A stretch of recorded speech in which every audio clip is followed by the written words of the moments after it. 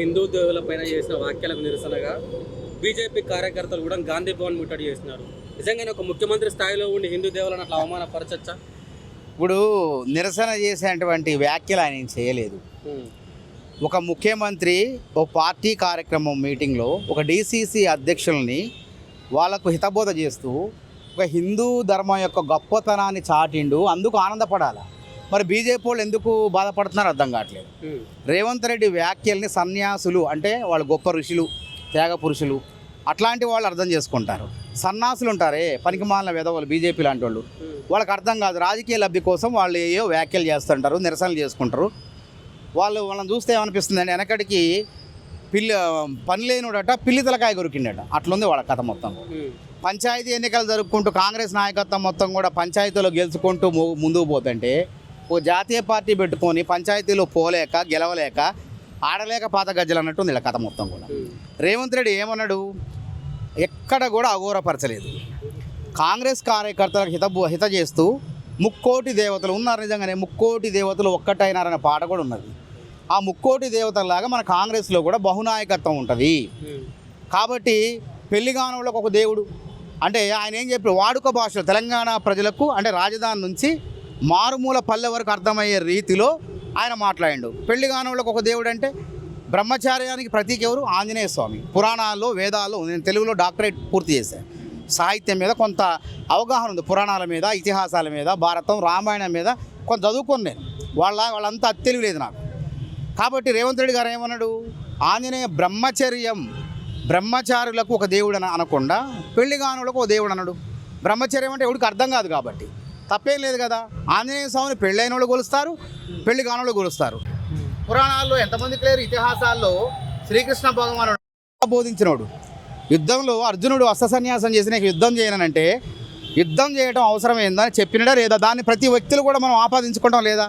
మరి కృష్ణ భగవానుడికి 8 మంది భార్యలు ఉన్నారు, అది తప్ప ఏమన్నా? పురాణాలు ఇతిహాసం ప్రకారం కరెక్టే.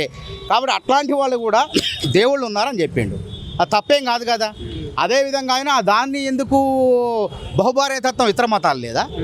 ఇతర మతాల్లో బహుభార్యతత్వం ఉంది కదా, వాళ్ళు ఎందుకు అనుకోలేదు, వీళ్ళు ఎందుకు అనుకోలేదు? హిందూ దేవుల పైన అవును, హిందూ ఇటు ముస్లిం సంబంధించిన వాళ్ళు, ఇటు క్రిస్టియన్. ఇప్పుడు నేను ఒక హిందువుని, నాకు భరతం, రామాయణం, పురాణం, ఇతిహాసం తెలుసు.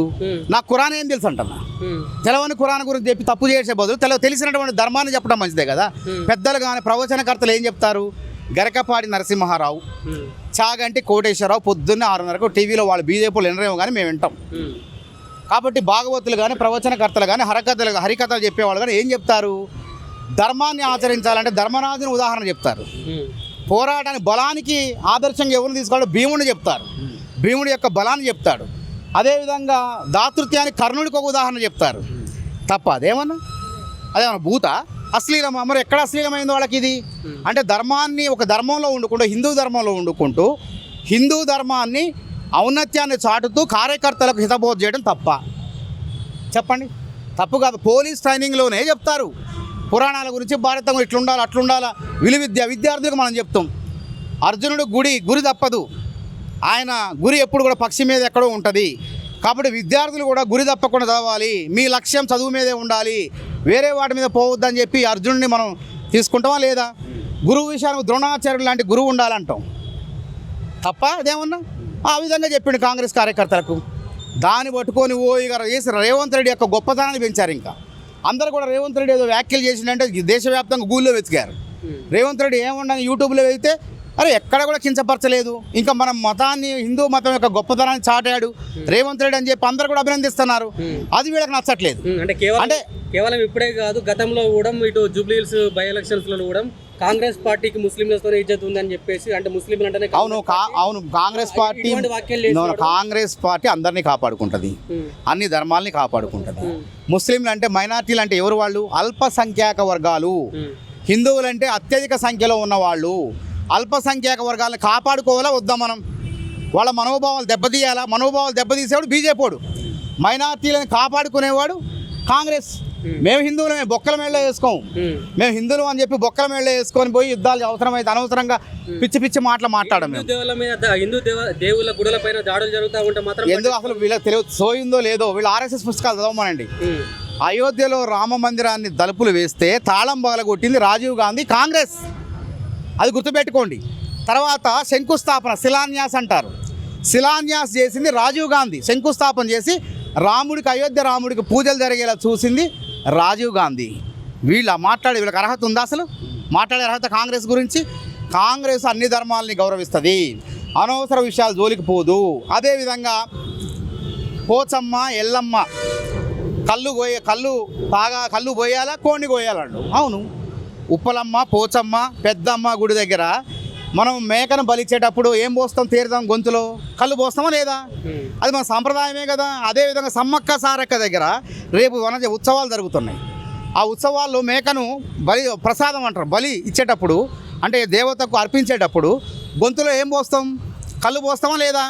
అసలు కళ్ళు అనేది సురాపానం అంటారు దీన్ని.